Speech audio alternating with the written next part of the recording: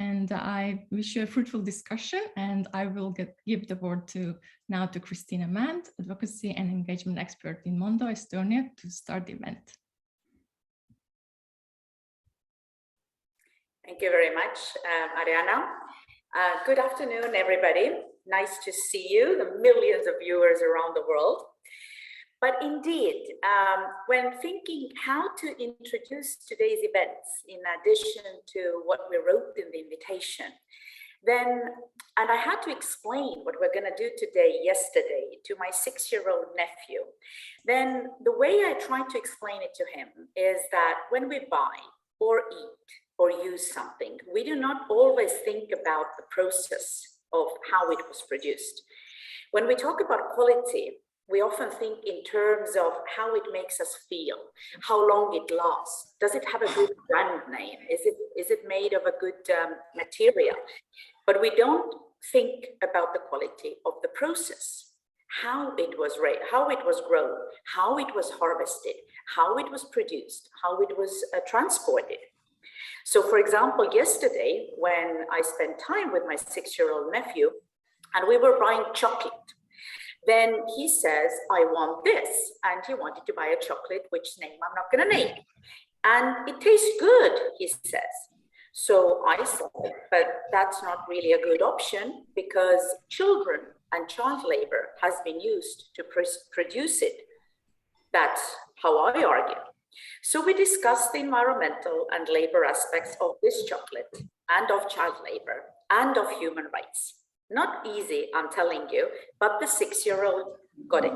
So that is what we are going to do today, because companies and consumers' lack of awareness of the violations of human rights and reluctance to actively use their power to curb these violations and unfair trade are under public scrutiny, are being criticized, and are increasingly more important for the people in our societies. And indeed, while there are some producers and retailers and wholesalers and citizens who have taken steps to address this ignorance, to trying to improve the situation, still there are serious loopholes in companies' own policies or government's policy and consumers' own behavior that remain subject to debate and also of today's conversation. So why is that a problem? It is a problem because when people suffer and continue to live in poverty, sustainable development for all is not possible. And there are two studies recently done that I'd like to very briefly mention, which also contributed very much to this talk today.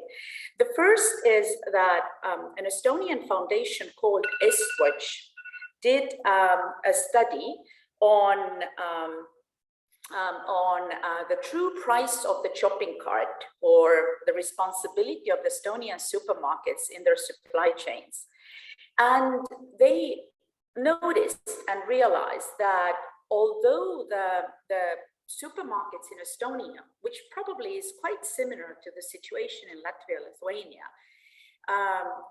in words, claim to deal with their own responsibility and with their own sustainability and want to desperately to be responsible, then when we look at their internal policies or guidelines that are publicly available to people, we see that their consideration and mitigation of human rights and environmental rights in their supply chains is insufficient or not present at all.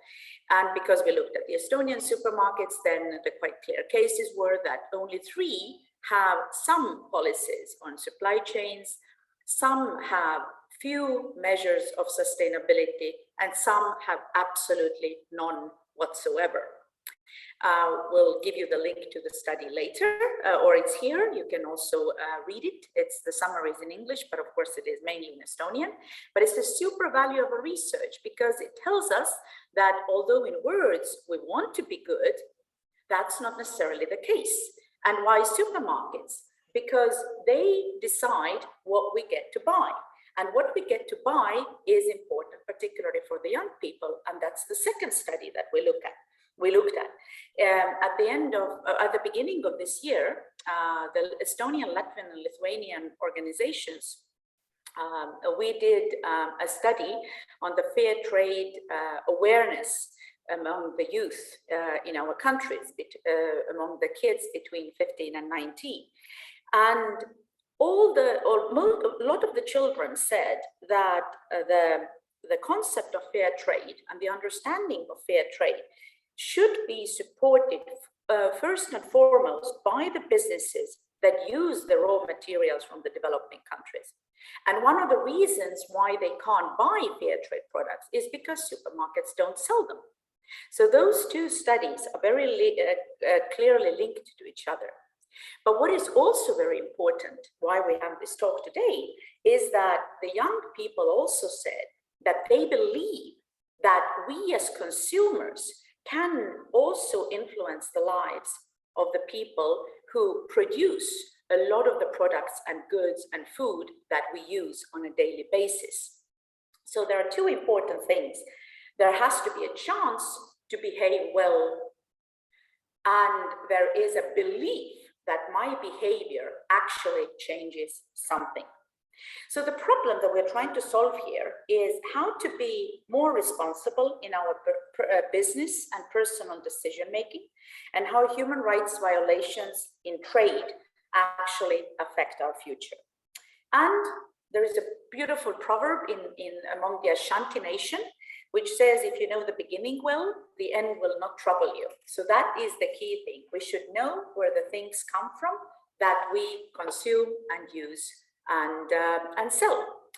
My name is Kristina Mänd. I'm a civil society expert, and my job is to empower people and organizations to understand the complex world of citizen power, including demanding fairness in trade and the responsibility we have when making our choices and consumption decisions with ease and high engagement. But I'm not here alone. I have with me four accomplished and very competent speakers. We have, and I asked them to wave at you so that you see who they are. First, it's Rugile Matusevičiūtė, who is a climate communication specialist from Lithuania. Hello, Rugile. Then we have Dace Kavasa, who is a human rights expert and member of CSR Latvia, and CSR, formerly known as Corporate Social Responsibility. Dace prefers to call it Corporate Sustainability and Responsibility. Hello, Dace. Then we have Mary Hurske-Fischer, who is International Human Rights Coordinator and Fair Trades Due Diligence expert. You will hear about that abbreviation HREDD, Human Rights and Environmental Due Diligence, mentioned quite often later as well. And during the second part, Josetta Nousjoki, who is an advocacy manager in Fair Trade Finland, will join us. But let us begin. We are right on time. So first, let me turn to Rugile and ask Rugile to share with us your points and thoughts about why do we talk about sustainable development. Thank you, Kristina, and thank you everyone who joined here to listen to this very important topic. If you don't mind, I will take a second just to share my screen to show my slides. 1 second. Yes, or if you can just move to the next slide. Who has? I will do that just now, sorry. Yes, thank you, Kristina, that would be wonderful.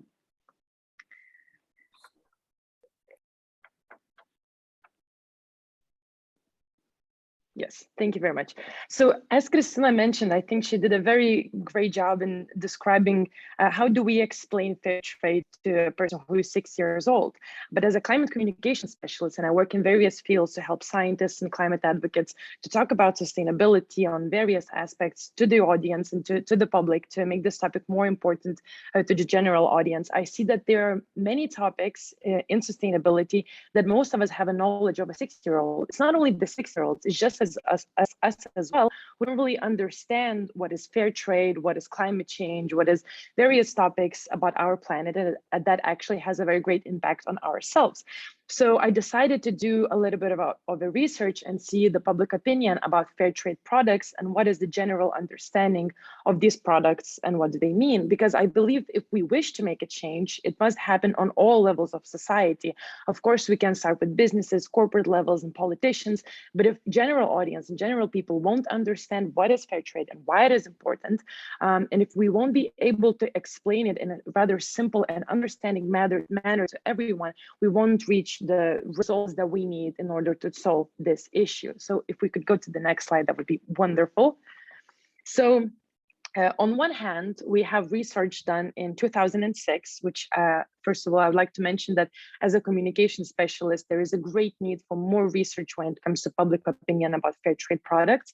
So there was one research done in 2006, and it was done in France, Germany, Italy, Spain, and UK.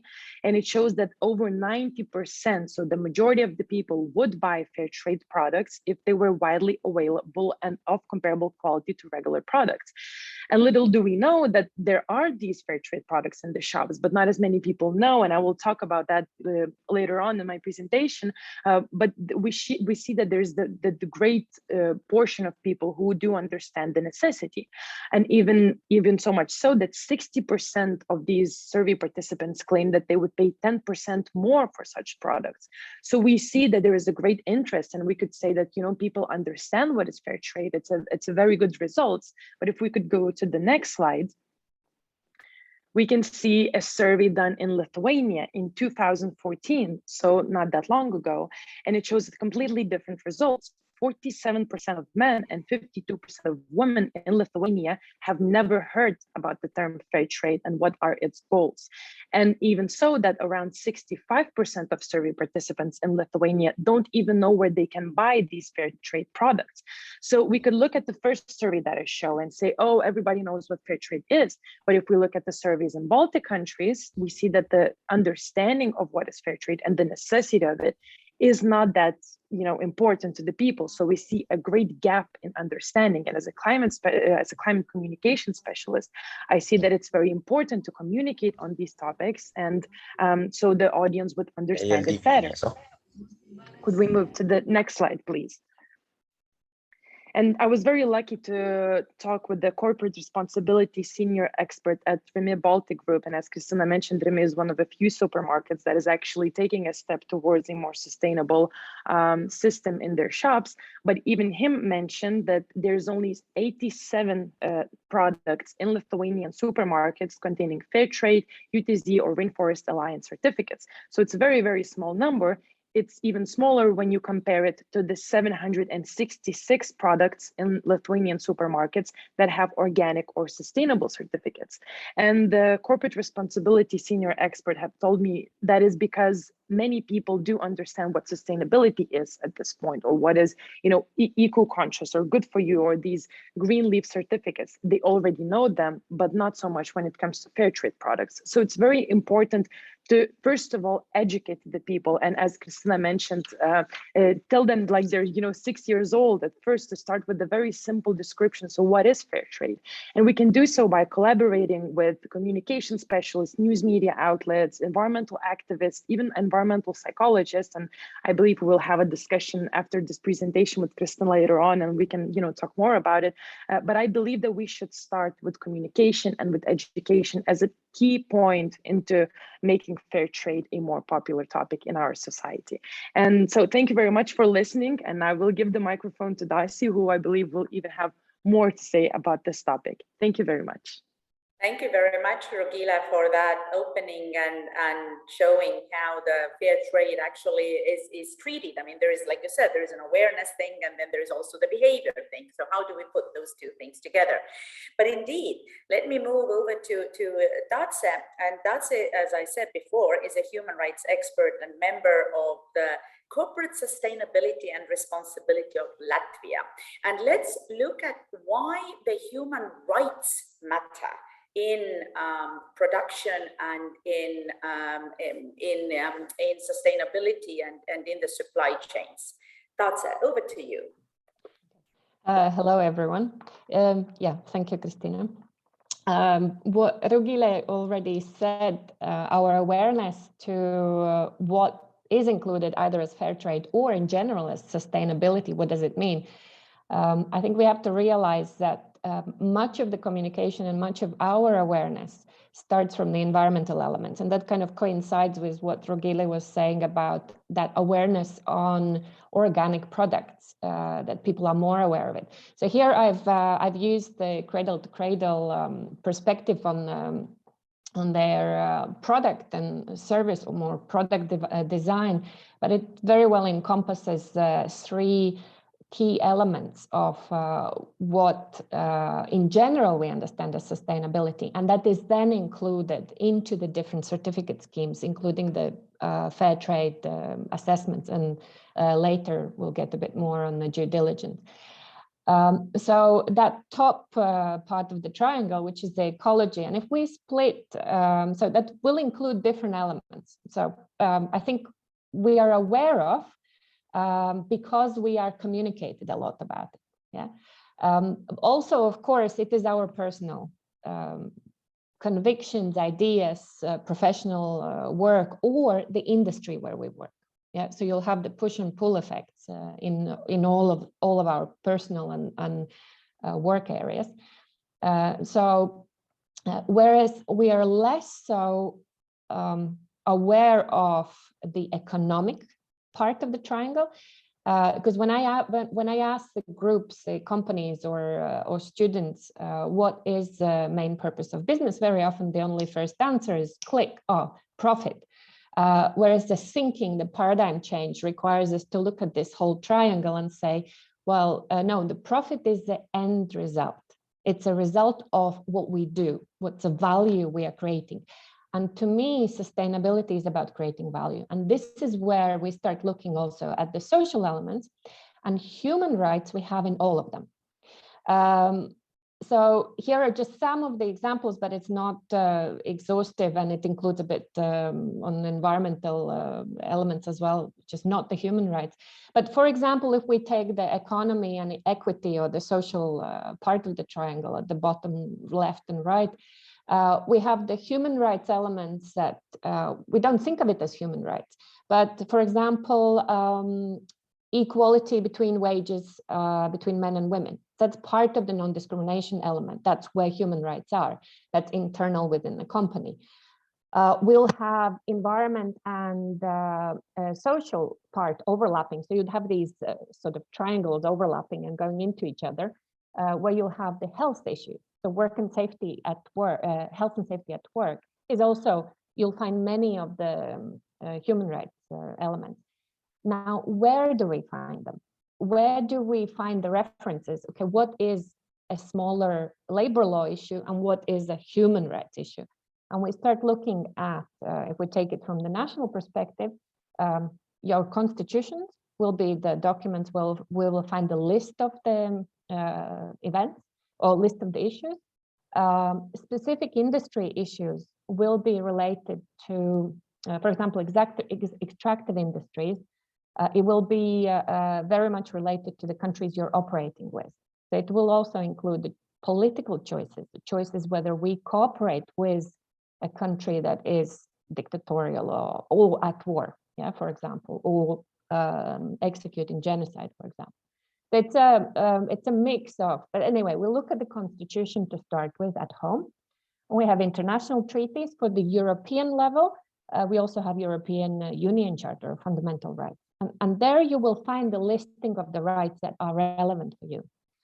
Christina, if we can move next one, please. I'm not going to go into the details, but I think that my goal was to say we have this business and human rights guiding principles for the due diligence relevance, yeah. But it sets a clear distinction. So we have protect, respect, remedy framework, and to understand it means that governments in general are responsible for ensuring that we have the protection, meaning the laws in place where we as business representatives, we have to follow the laws, yeah? So that's the protection part is sort of more related to the government. Whereas for the respect part, we look at the businesses, what do we do as business representatives or as any organization? So, and we have to look at avoid, this is just one of the principles, but it gives a systemic perspective. We're looking at avoiding the impact. Therefore, we have to be aware which rights we potentially violate in our organization and in our supply chain. And that's a fair trade question. Yeah? And then also we mitigate the links that are in our contractual relationships with our partners. And this is, again, the fair trade chain of events. Yeah, that we'll look at the whole chain of our business operations, the logistics, the value creation, and we see, okay, how far do we go? And the next one, the last slide. And I've used the business and human rights reference from the Danish Institute for Human Rights, the assessment. And just to sketch, without again going into detail, what we, from the business perspective, we have to look at what is the impact of the which rights are affected. If we go from that's the vertical axis, yeah. So the easiest one for us to understand is, for example, there's war, yeah. There are war crimes committed, and then do we as business in any way contribute to it? So chemical industry, for example, providing components for mustard gas used in a genocide in Iraq. So the owner of the business is serving a jail time in Netherlands because he knowingly provided that component as his business, knowing that it's going to be used for war crimes. Yeah, so it's a very, very heavy violation. And then of course we have these different industries will have different levels of more, like child labor will be also among the very heavy, like Christina mentioned, yeah, heavy violations, slavery, tortures, disappearances, killings of activists, for example. That's going to be, if we go into the countries where we know it's happening, it's our business decision. What do we do? And then we have to look on the horizontal part. What is the connection to the business? Do we do it directly? Is it part of our direct business? Or how close it is to our business through our partners? How can we impact it? How can we stop it? So it's not necessarily we are protected that we don't do it as our organization, as our business, but we may be complicit, especially when we talk about the heavy war situations and heavy abuses of human rights. Because then that complicity of that we knowingly contributed to the violations happening will hit us back, again, depending on which country we are operating. Okay, I'll stay here, leave here, and then we'll, continue in the discussion. Thank you. Thank you very much, Dalsa. Indeed, this is one of the interesting things that when you do talk about human rights, when you do talk about trade or production, we don't necessarily look at the chocolate and think, which component do human rights play in here, or do they combine in here? But we'll come back to that later and learn more about it.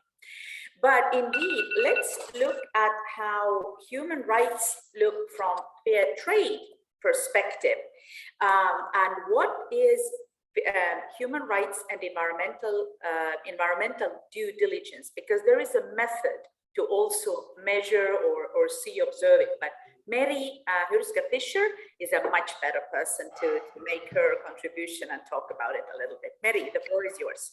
Thank you, Christina, and thank you also for previous speakers. And I think it's a very good continuation to what Dace was already explaining. So my topic today is fair trade and HREDD. And I would say that the goal for all of you after this webinar is that you are able to actually explain briefly what this horrible acronym of HREDD actually means. And so we are going to the next slide and try to find out about that. So yes, 11 years ago, a very important document was approved at the UN, the United Guiding Principles on Business and Human Rights, the UNGPs. And what is important in the document is that it states that business enterprises have a responsibility to respect human rights.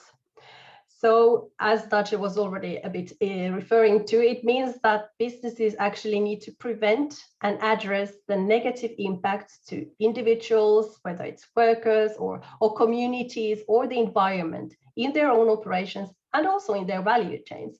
This is important because it means that the companies have to really look beyond their immediate close business relationship. They have to know what's happening at the beginning of their value chain.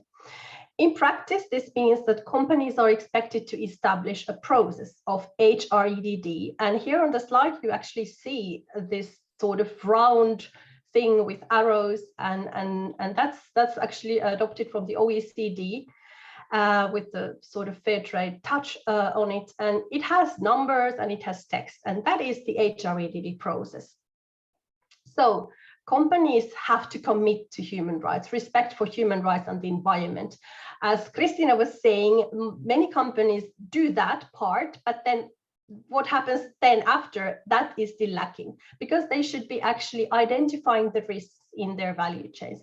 They would need to address those risks, tracking their activities. What are they doing to try to solve the risk in their value chains? Then they would have to communicate to their stakeholders, and of course also remediation is very important part. If something goes wrong, the companies are obliged to fix the situation. The UNGPs, whilst it's very much referenced in everywhere, businesses are committed to it, but it's not a law, it's not mandatory. But since a couple of years, there's a sort of a shift in thinking, and new laws are actually being created in national context and also now in the European Union, so that we have laws on HREDD. Well, whose responsibility is it then to do HREDD? The response is very clear. It's all companies, really, like the small ones and the big ones. Of course, it depends a bit what are you expected then to provide as a process, because we cannot expect exactly the same things from the small companies and the big ones. But still, it's the responsibility of all companies, also the producer organizations, such as fair trade producer organizations. What is then good news is that businesses can seek support from external partners such as fair trade to do their HREDD, because yes, it's a risk management process. It doesn't seem very complicated, but I can assure you that when you go a bit in depth, it's not necessarily that easy. But for instance, fair trade is there to support. And then, on the next slide, I will just briefly explain a bit about fair trade. So yes, fair trade is actually a sustainability initiative. It's a certification scheme. It's very widely known, like overall in the world. If we look at the statistics from 2020, I spotted that the different fair trade products are sold in 131 countries. So let it be bananas, cocoa, coffee, sugar, gold, carbon credits, whatever. There's a long list of different products and ingredients. I would like to highlight here that fair trade is producer-led global system. We have almost 2 million workers and farmers in 71 countries, and they are connected with the consumers and with businesses. So it's quite a big system, I have to say. And producer-led means that that all the decisions are made together with the producers. We have 50% at our TA where the producers actually have a voice in all the decision making, and that is really important. Then I've put there on the slide a bit of explanation about the tools. So I would not go into depth in those, but I would like to, for instance, mention that although you see the fair trade certification or the seal on different products when you buy them, it's not only that, but it's about supporting the producers on site to understand what it means to produce sustainably, and what the human rights are, and what is needed so that the producer organizations are able to follow the standards on environment, on labor rights, on social and human rights. We also have development projects, and we do advocacy because it's important that for instance, we advocate for better laws so that the HREDD is in those laws. And then the minimum price is also important. I'll take an example. Let's say that the market price for cocoa is very bad, very low, but when the producers are within the fair trade system, they are guaranteed a certain minimum price. So it's a sort of a safety net for the producers that they at least get that price. Of course, if the market price is higher, then they will get that higher price. And the premium is something they get above, beyond the price. So it's important that the producers actually get access to the market and are able to sell to their products to consumers. And finally, the last bullet point I would like to highlight, that fair trade really exists to advance and support the smallholder farmers and workers' rights and working conditions. And that includes, for instance, that we expect more and more that businesses really pay fair price for these products, so that the producers actually are able to earn a living wage or a living income. So I think that was in short what I wanted to say. Thank you very much, Mary. Thank you, Dace. Thank you, Rugila. What I will do now is I will stop sharing, because we will open the slides again later. But right now, based on those brief interventions that Rugila, Dace, and Mary did, I would have a few follow-up questions, and it would be great to talk about them a little bit. And you also saw in the chat space that if somebody wants to join the discussion, then please use the chat space and write your comment there, write your question there, and we'll monitor and then ask questions also from our speakers. But we did talk, Mary and Rugila particularly talked about fair trade, and that's focused mainly on human rights. And let me ask the follow-up question to you, Dace, is that with human rights, businesses would still argue that it's not their concern, it's not their business. If, for example, the country which which has a people who are economically struggling, or who has groups who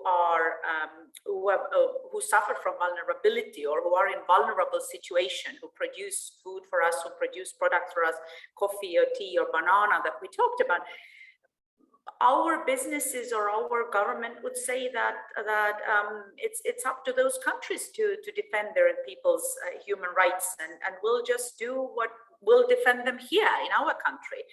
How would you react to that? And I know it's a provocative question, because I don't really believe in that, but just to get the discussion going. Yeah, thank you, Christina. It's a valid question. Why? Because legally, so if we kind of take it the legal perspective, many of the companies will say, right, we are fulfilling the minimum legal requirement. I think coffee will be, or chocolate will be a bit more difficult, but if we take the football championships and the preparations in the United Arab Emirates, and it's been in the media in the different settings. So now the question is, when we choose to go and work in a country, when we choose to go and set up our business, whether it's a production facility or it's providing a specific service for a limited period of time, it combines two elements. So one is the ethical. It's a question of what are our reference values. So what is it that we want? And what we can do is we not only look at what is the minimum requirement there, but we are going and we make this assessment. Okay, we want to do better, because this is about fair trade. So fair doesn't mean minimum. Yeah, and this is one of the challenges also working with trade unions. Well, I can see many of the businesses referring to, but we implement the minimum rules. But the rules are always set as minimum or maximum limits for environmental emissions, for example, and the minimum protection for the workers, the minimum wage. But is a minimum wage a fair wage? No. So, and that brings us back to us as the business owners, as managers, to being aware, what is it that we follow? And therefore, what are the values of, what is the value we are creating as a business? So one thing is, I think you mentioned in the introduction, the concept of true cost. So are we aware even that what is the true cost of that product, of that chocolate? Or are we aware of what is the true cost of the airline ticket? We hear about CO2 emissions, or we hear about child labor, like individual elements, but that whole triangle, if we go through the 100 mini triangles within it, which is specific to that company or industry, and we start measuring, going to be surprised, yeah, that nobody is at 100%. So, and it is at the end of the day a choice we make. So we can choose to pay the minimum salary. We can choose to pay a fair wage. And that way help our partners in that country. Because again, it's about the question of business relations. Are they partners or are we only exploiting them? Mm-hmm. So it's also, so it is a mixture of both legal elements, but also ethical. And there are two things that I pick up from what you're saying, Dacia, is that number one, it is the question of how you value yourself also as a business. You know, do you see yourself as a business or as a company who's driving for a triple bottom line, or which is environment, social, and economic, or purely economic?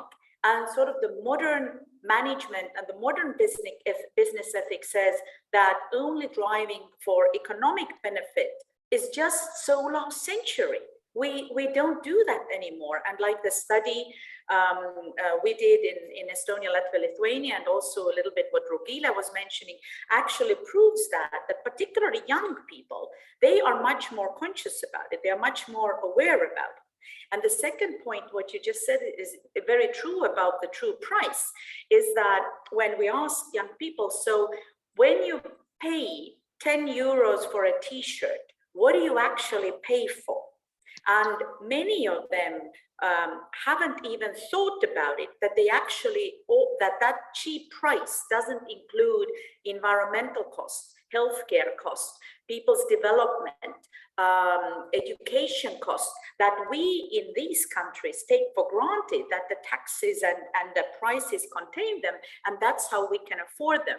But we don't want to pay them, or we're very happy that we don't have to pay that part when the products come from far away, and particularly from the countries which lack local legislation and strong human rights control, not even to mention environmental control.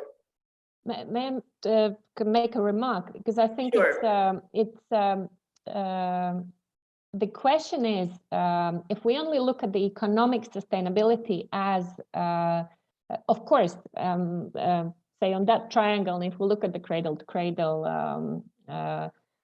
framework thinking, I'm not advertising the certificate. I have no part of it, but the way the thinking is explained and the interconnections, I think, even though it's for the product, I use it for anything, for like the whole system. So it is one small triangle. Company has to think about being profitable because that's financial sustainability of the business. Otherwise, you don't set up business, and which is fair, which is that's right, yeah, that's fine. However, that economic little one mini triangle of the bigger one cannot be done at the expense of the others. But also that means when we have what Mary was saying about the due diligence systems, what is it that we assess? We are looking at the impact. And as you said, it was not just the individual impact, not just the company's profit measurement as a successful sustainability element, yeah, which has to be there, Okay, maybe not the first year, maybe not the second, but the third, you are striving for it, because otherwise the business is not functioning and you can't do anything at all. You don't create any value.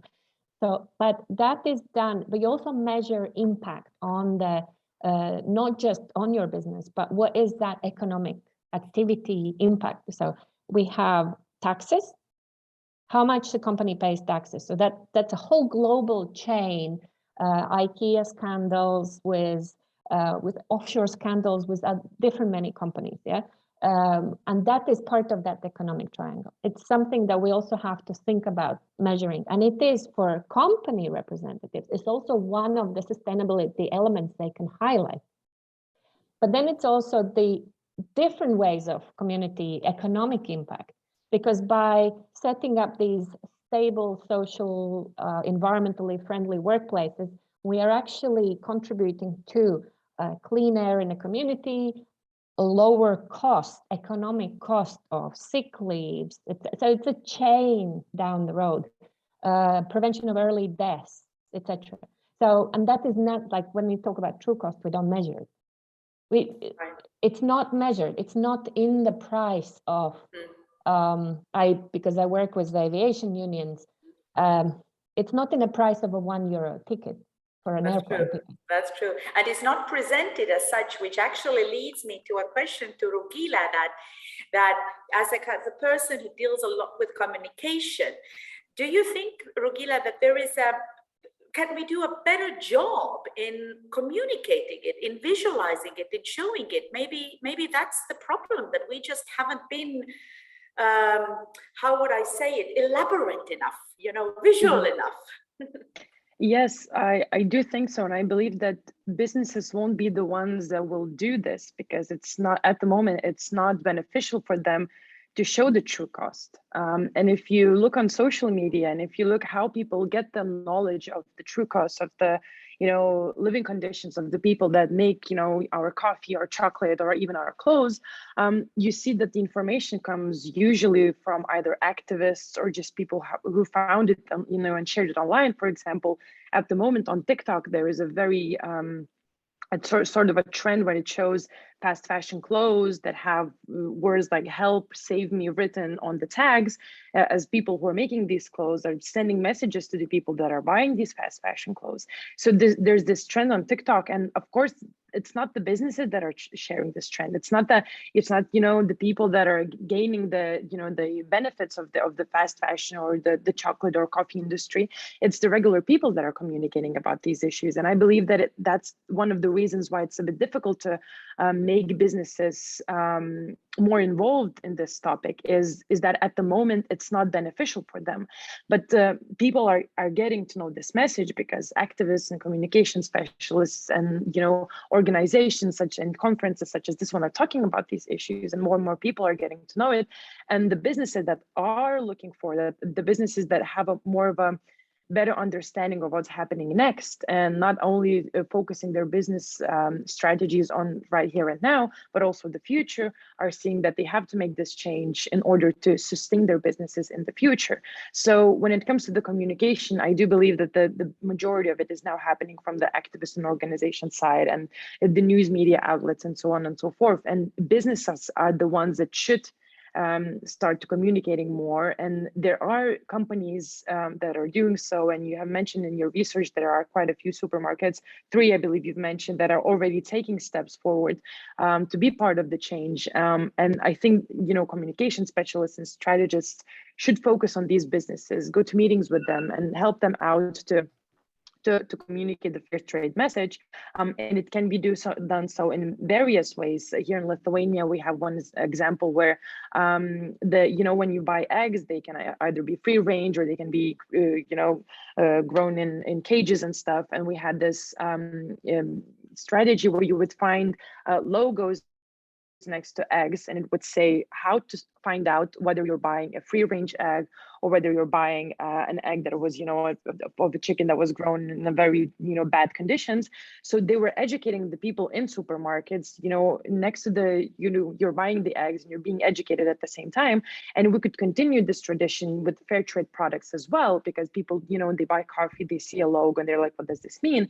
So why not put these, explanations of these fair trade logos in the shops and educate the people right there and now in the shop, of the products that they're buying. But this, as I've said, this must be a motivation of businesses and supermarkets. And at the moment, they're not very motivated because it's not beneficial for them to focus on these products. So I'm hoping that as Data has mentioned, the ethical understanding why it is important, and it's not only business first and money and profit first, but also what's next. We cannot continue living the way that we do. We cannot continue selling products the way that we do. I think it's an innovative way of thinking, and I really hope that supermarkets will get along on this trend, or either they will sooner or later you will lose the customers that they have now. And can I just add one point very briefly? Absolutely, Mary. Yeah, thank you. I was just thinking that I would like to really think that we are moving forward and that the world is changing. And as you remember from the HRDD cycle, there's one step which says communicate.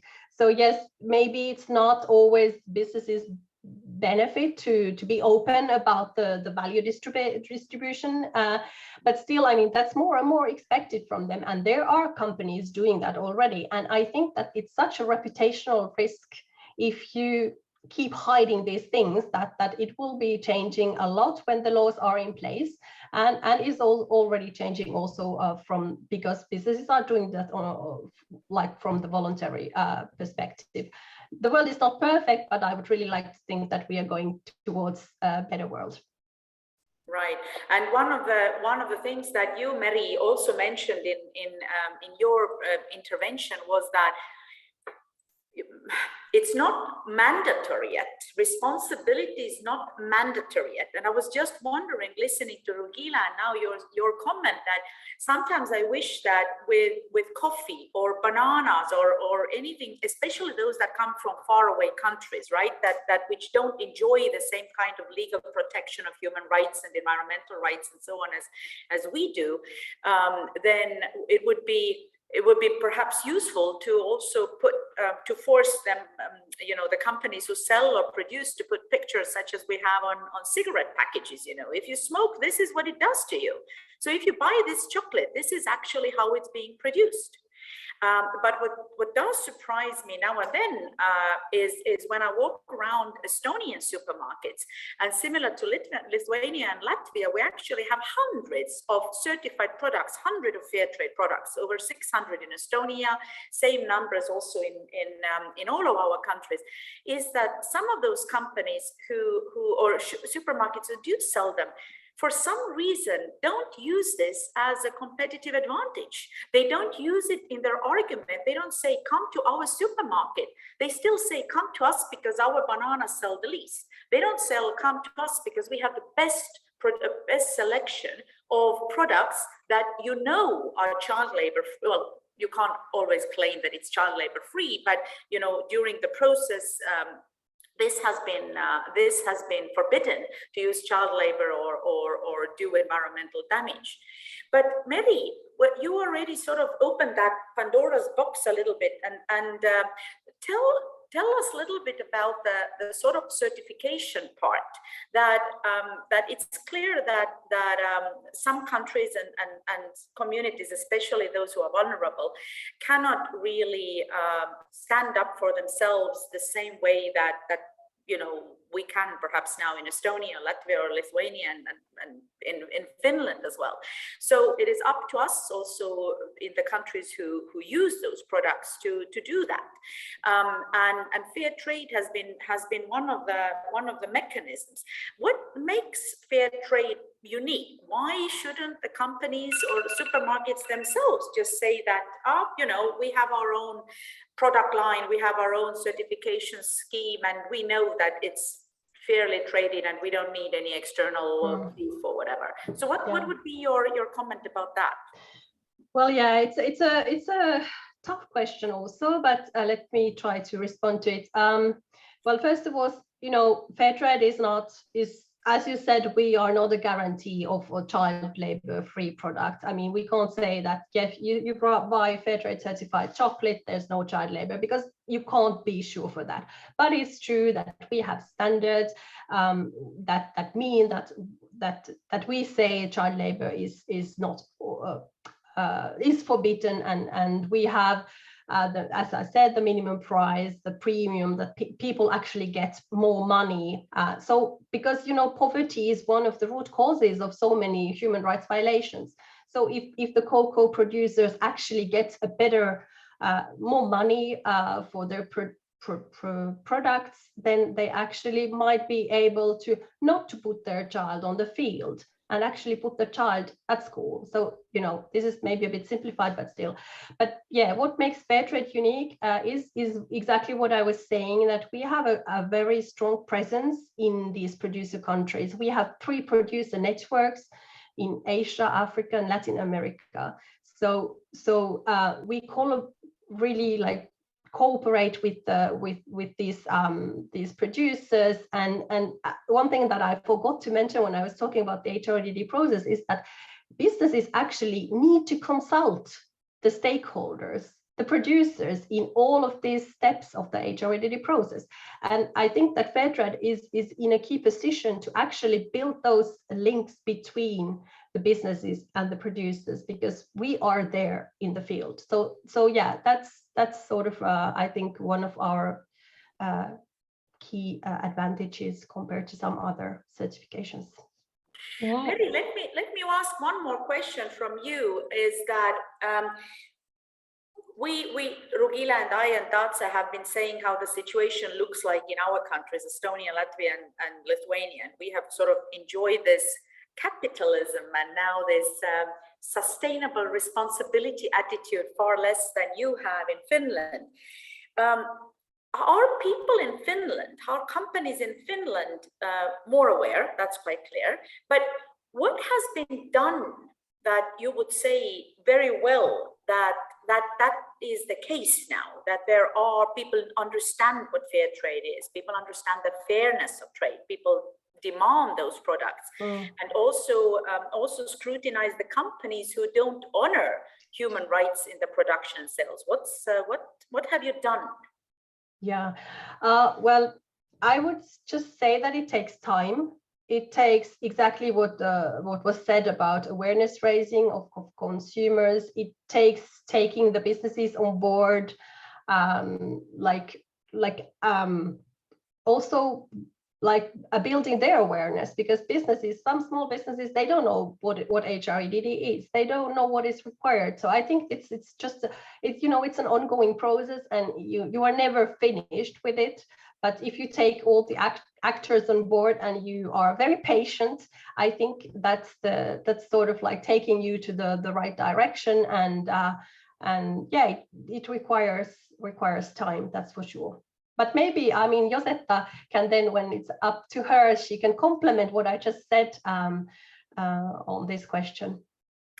Exactly, that's where we go next when we talk about what to do and advocacy, and we come back to those topics. But Dace, Rugila, my co-discussants, do you have any more to add to this first part before we hand it over to Josetta and talk a little bit about due diligence? Yeah, maybe responding to your question about why wouldn't, part of the question, why wouldn't we have that formal requirement to assess, and I think Mary mentioned briefly, it's going that way. Legally, if there was an effort in 2010, before the United Nations guidelines were set up, if there was an effort, even there's a draft convention, United Nations Convention on Business and Human Rights. It was never adopted because you need that agreement globally. However, and of course, legal questions aside, how do we regulate international responsibility of businesses at that level? But nationally, it's going more and more that way. So also within regionally, I cannot speak of other regional instruments, but we have within the European Union as a union. So it's slowly moving towards certain requirements. Okay, initially it's bigger companies that have to report. So listed companies applies for financial services. They have to provide these reports. Countries have to do the business and human rights reports. Very few do. They don't have action plans, but some do.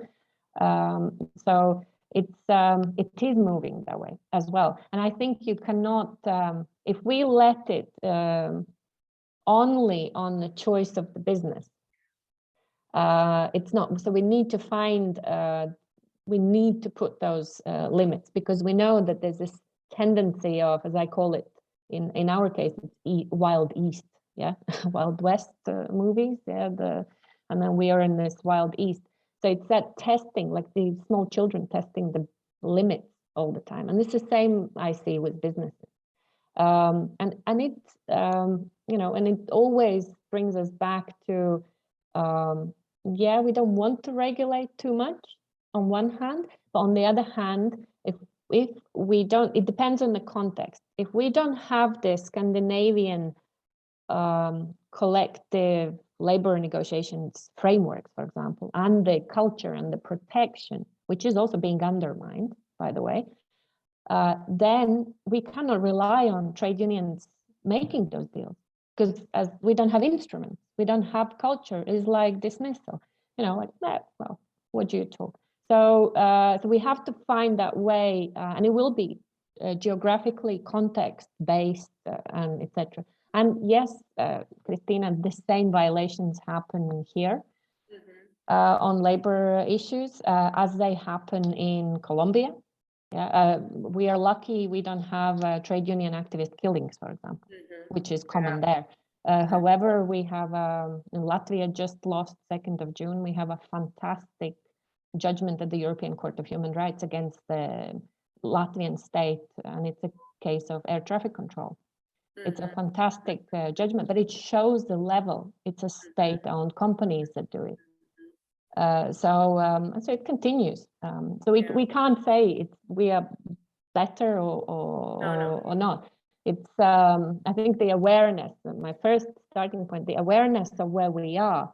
We sometimes want to think, each of us in our own countries, we are better at this or we're better at this. But then once we start putting it in that triangle all together, we just realize, and it's probably not just like you said, it's not the question of being better, it's just that the question that certain mechanisms function here, or it's the rule of law that protects you, right? Like you said, you know, if you want to protest, you won't be killed, you won't go to jail, which can happen in some other countries, in some other places, less. Yeah. So, and considering that, it even sometimes makes me I don't know if angry, it's a strong word, but makes me annoyed that we don't use that public pressure more, because nothing prevents us from doing it here.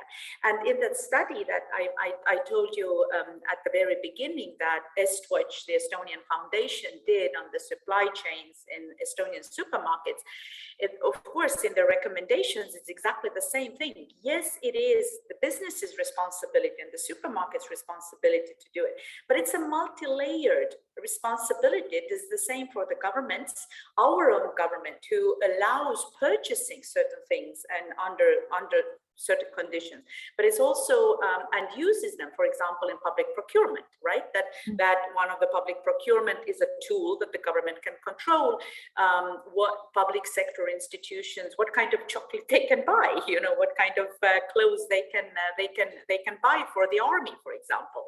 Or we as civil society organizations also work and advocate for that. But Rugila, do you want to make a short comment, and then we'll continue with the advocacy and talk more about solutions? Yes, so just a very quick one before I encourage you to continue. I believe that the very important aspect why do we make such a big of a pressure when it comes to consumer-wise is it's because some people are rather tired of all these, you know, you've mentioned that we have rather a lot of certificates, and especially when it comes to fair trade, many companies are not willing to take a chance and follow the official, you know, fair trade certificate because it has like rather a lot of requirements. And we see in many businesses what they do is create their own fair trade certificates, which we cannot really prove, we cannot really check. But from a consumer point of view, when we see a percentage that rather big portion of people don't even know what fair trade is, all of these certificates look quite the same, and we get this issue that we call label fatigue here. Like, for example, in United Kingdom, there are more than 400 different certificates in supermarkets. So, a consumer comes in, he sees, one fair trade certificate, another one, a third one, a fourth one, and they don't really know which one to follow and which one to trust. So I think a unified system, or just encouragement to follow that, the fair trade certificate, the official one, is a very important aspect, which, should come from, from the state, from the politicians, and from the organizations as well. And I do believe the people here that are gathered in this conference are able to make this change and to, promote that there's one unified system that we follow, instead of allowing every business to make their own certificates, which we cannot really check. And then we face this issue of greenwashing, which is a whole other topic when it comes to, companies trying to, pretend that they're, sustainable and, good for the planet and the people, when they're actually not. So this, unified system, this transparent system is very, very important. And I encourage people in this conference to make this, as better as possible. So, but thank you all. It's one of those things where you would say that, why do we need to say that there is a fair trade system? Why can't fair trade be a normal thing? And please, you prove to ourselves why there should be an unfair trading system. But, we'll get there. If not in this century, maybe in the next. Mary, you had one comment. Do you want to say it out loud as well before we hand it over to Josetta? Well, yeah, I just realized when speaking that I always forget about things. So I just wanted to add that, yeah, it's for businesses. Well, it's not only about the reputation, but actually there is a rise in court cases, more and more court cases coming up related to human rights violations or violations against or when they have harmed the environment. So that's also a point to remember, that encourages, or should encourage, businesses to be more proactive in respect for human rights and the environment. Absolutely, thank you. Right, but now let's look at some of the solutions. And we have Josetta Nousjoki, who is an advocacy manager in Fairtrade Finland, to tell us a little bit about how this tool, human rights and environmental due diligence, or HREDD. Ooh, that's an exercise. What's that all about, and how it functions and works? So Josetta, please. Thank you so much, Christina, and thank you for very interesting presentations and discussions so far. It's really a pleasure to be here. And yeah, as Christina, you mentioned, we should have the entire system fair and not even to think about these things. But fair trade has been existing since the 1980s, and we see that still we are struggling these things, and we need to work on this.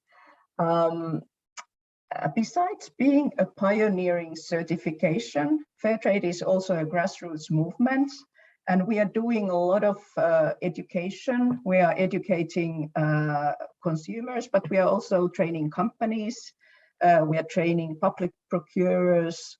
We are training communes to be more sustainable and taking the human rights into consideration when they do decisions. Then we run development projects in the producing countries, which is actually a very important and impactful side of our work, and bringing, for example, the living incomes closer to reality. We consult companies, any kind of companies, not only the companies that have fair trade products in their value chains, and then we do advocacy. We advocate for laws and regulations that will bring more sustainability. And for years, fair trade with other civil society organizations have been advocating for the human rights and environmental due diligence to be made mandatory. And there is very welcome development. France has had a law on due diligence for a couple of years. German's law will come into force next year. Norway has a new law, and Holland is currently preparing for a law. You can still stay in the first slide. It has been a big push from active consumers and organizations and investors. So it's really important, like Christina say, the public pressure to get these laws is essential. And in the beginning of this year, we got the EU proposal for corporate sustainability due diligence directive, which was mentioned already here. It's an historical proposal, but it's not perfect. So what we are doing now is we are advocating for the EU legislation to be made stronger and to make a legislation that really will bring positive impact that people, planet, and climate urgently need. And here on this slide, you see our demands. The fair trade producer organizations, together with companies, are demanding, for example, that the due diligence obligations should cover the entire value chain of the companies. They should cover all companies, or at least also small and medium-sized companies, because currently in the proposal, it covers only the biggest of the big companies, not even all big companies. So we see that that's a major shortfall in the proposal. What's the problem in the proposal now is that the due diligence obligations should cover the value chains in a risk-based manner, but the proposal now limits the due diligence obligations to established business relationships, which falls behind these United Nations guiding principles and other international standards. So what we need is transformative cooperation, partnerships, and co-investments to address the problems in the very starting points of the value chains. And what we especially need is to focus on enabling living income and wages.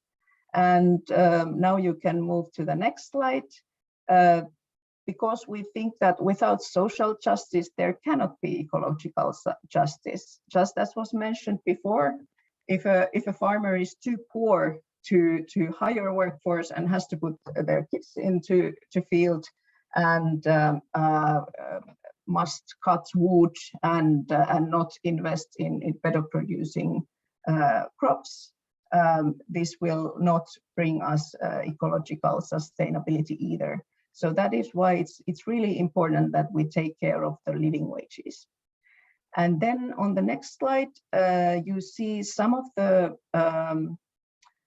solutions, some of the projects we are doing fair trade with corporate partners.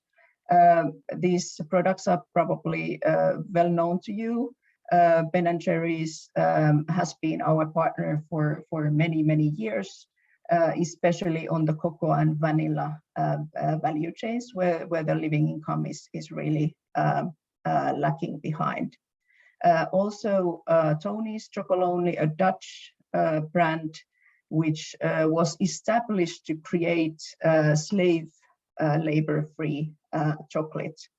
And even them, as they have been working on this issue since the beginning, they annually produce statistics that there are child labor in their value chains, but they find the cases and they have the tools to correct this. And with Lidl, we are doing the way to go chocolates and other products. where the goal is the living income. And then I'd like to mention some multi-stakeholder initiatives. We think that it's essential that companies work together on the issues to improve the conditions at the root level. So Fairtrade is a founding member and partner of the Global Living Wage Coalition, which makes detailed calculations on what a living wage in each producing country should be. And as we've already heard, it's not the same as the minimum wage. And by making these calculations, the companies can start assessing whether the price they pay for their suppliers is enough for the supplier to pay living wages, and then make roadmap to close the gap between the actual wage and the living wage. Then I'd like to mention the Bangladesh Accord in textiles sector, which is the first legally binding initiative for the textile brand companies. It was created with trade unions and civil society organizations and producers, first to improve the terrible fire and building safety conditions in Bangladesh after the Rana Plaza factory there collapsed and killed hundreds of innocent workers. This accord has now evolved to an international accord. It will be taken into use in other textile producing countries also, and it's going also more to this direction that is bringing other benefits for the workers, not only the safety side. And then Fairware Foundation, where also the textile brand companies are together trying to improve the wages and the conditions of the workers in the field. So this is my short introduction to the topic. Thank you very much, Josetta. Tell me, what do you think is our fair trade as a system and the human rights and environmental due diligence, are they enough? Or are they just a good beginning? Or are they that we are somewhere halfway? What do you think? Well, fair trade is a good tool to start thinking about sustainability in your supply chains. If you're not, for example, familiar with it, to start making this kind of risk assessments and mapping. But it's any kind of certification will never be enough, because you have to look at your entire operations and estimate the risks in everything you do. Also, the risks when you produce a good or a service and then sell it to somebody, if somebody can use it in a harmful way, like telecoms technology for spying purposes or something like that. So no, it's not enough, but it's a good tool. And Josetta, let me ask you that as well about the human rights environmental due diligence. It's a directive, and will it be it's a European directive? Will it be similar to unfair trading practices, for example, a few years ago, or green public procurement, where from a European level decision, it also had to be enforced on national level? Or just explain that a little bit, like how strong, how forceful, how mandatory will the due diligence become as it is visioned now? Yes, the Commission's proposal is for a directive. So that means that all member countries need to adopt it and put it into their legislation. And now is the time when the negotiations in the between the European institutions are starting, and it's very important to be active and keep noise about this to make the legislation so good that it's not too weak for the company for the countries to make too weak legislations that don't bring the change that we would like to have.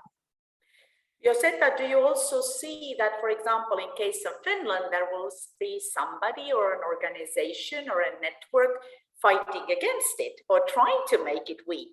I'm asking because I could see that in Estonia when we were doing the unfair trading practices, and luckily we as the sort of pro advocates were first, so that whoever said that, oh, we don't really want to deal with it, they had to fight us, and we had the winning argument. So I don't know what's going to happen now with the due diligence, but what's your take on it? Are you going to meet resistance? Are we going to meet resistance? Well, yes, there is, of course, there is a lot of resistance also. I would say especially the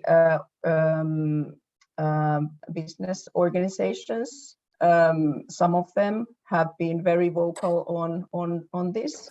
And this was what we saw also when Germany was preparing for their legislation, that the lobby from businesses was very strong.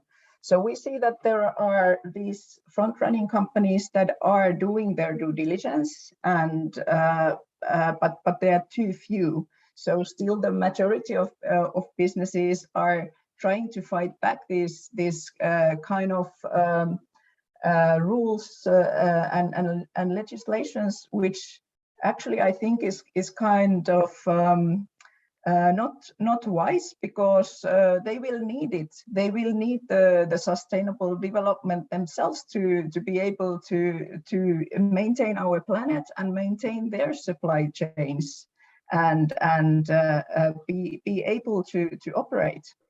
Rather use it as an opportunity than something to desperately fight. I still remember that there were people who 30 or 35 years ago said that internet will soon disappear and we should never use the word digitalization. So here we are now. Maybe one day that will happen to due diligence. But thank you, Josetta, very much. Let me ask Mary a question, and I don't see any questions in the chat. So basically, we're also going to wrap up our session pretty soon. But Mary, could you please share some of your recommendations for companies who are planning or who are taking the due diligence journey? Yes, of course, sure. I think that, yeah, well, I would have like three recommendations for these companies who are embarking on their due diligence journey. So first of all, when you do your risk assessment, you have to have an open mind and consider all the human rights in your risk assessment. You cannot just pick and choose wherever it's convenient for you, but you have to have an overview of all the risks. And also, as I said earlier, like knowing that poverty is the root cause for so many human rights violations. So be aware of all the human rights. Also try to analyze those root causes and think of what you as a business, how you contribute really. Do you pay a fair price or not? And if not, well, then you have to probably do something about it. And then the third point would be engaging with those stakeholders that are impacted by your business and your business relations.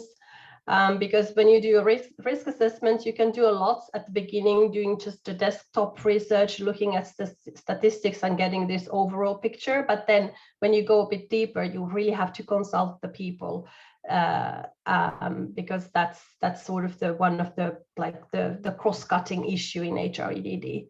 So I'd say that these three principles are my recommendations. That's very good, and let's hope that that people who are beginning or are on that journey can make use of that. Dacia, coming back to you for a second, similar question to what I asked from Mary. How do you recommend the human rights to be better integrated so that companies wouldn't see them as threat, but as an opportunity? Yeah, so the first step, I think, like all of the speakers are saying, is I think to be aware. And that is maybe one of the hardest. What I've noticed in some of the companies, it's the tendency to, I'd say, to use that minimum standard, you know, like, and not to want to realize, okay, but minimum rest for your factory worker means higher margin of error when the person is not rested. So yes, you have the right to have the almost 24-hour, you know, shift. So okay, it's not 24 hours, but depends again where you are. But it just doesn't do anything good.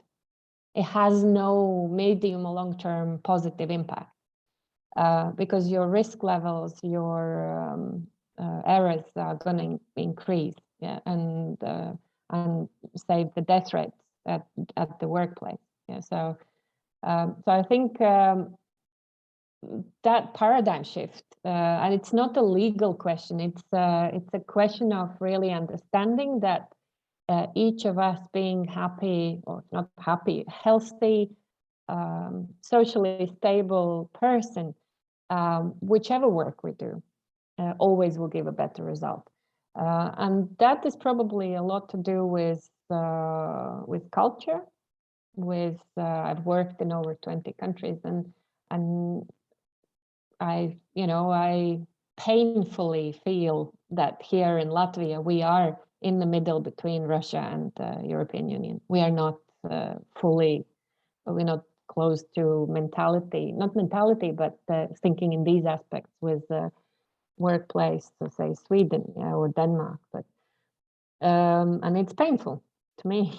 It's too slow change. It has to be faster, but well, there we are. And then also actually doing the cost calculation.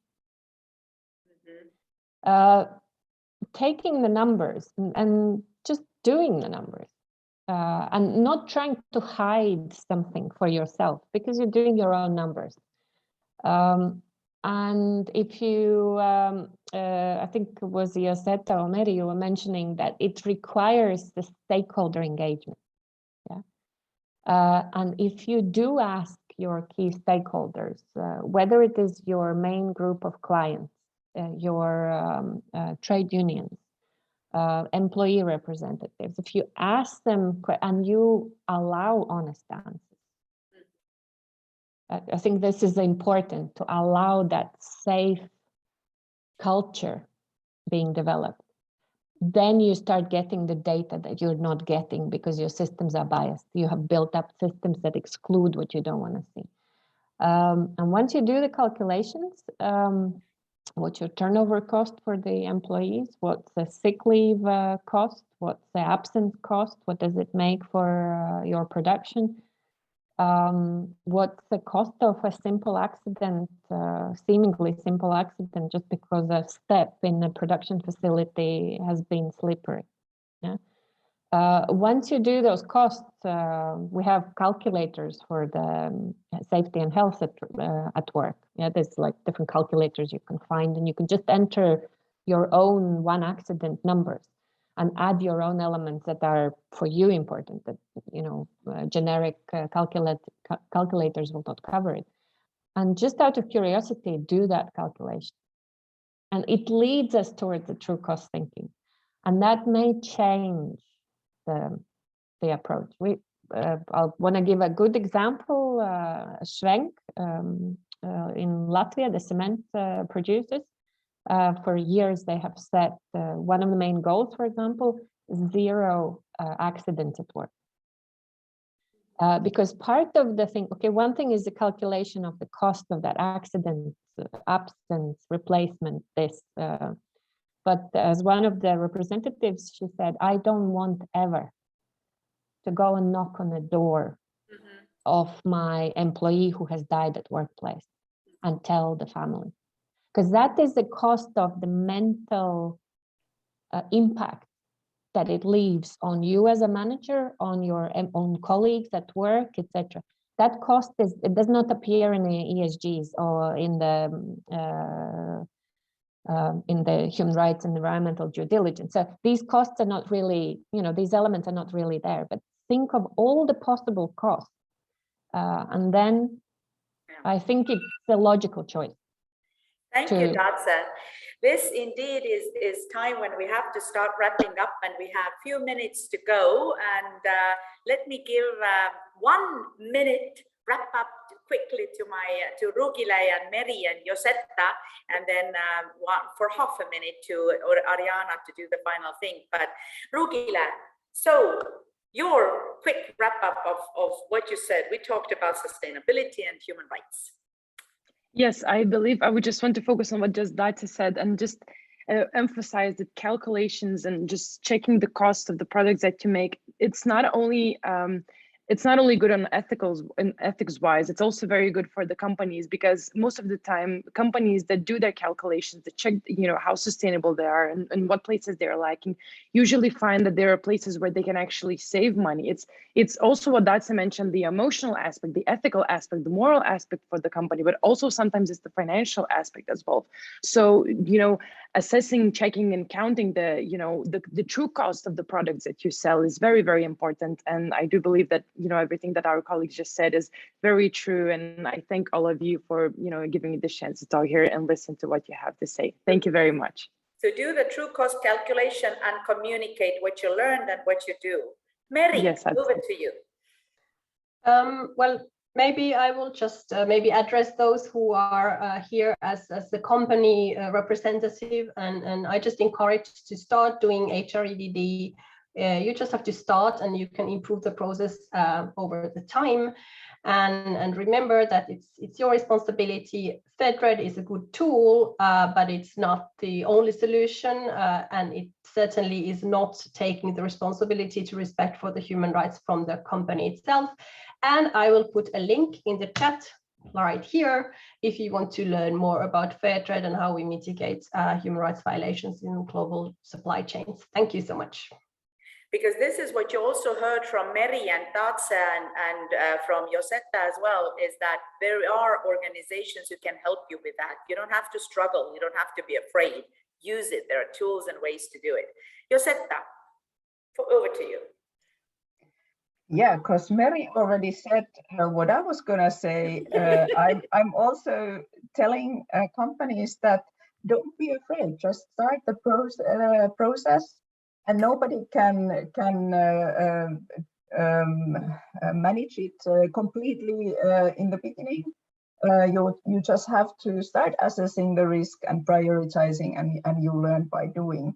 But then I'd like to add a message to consumers.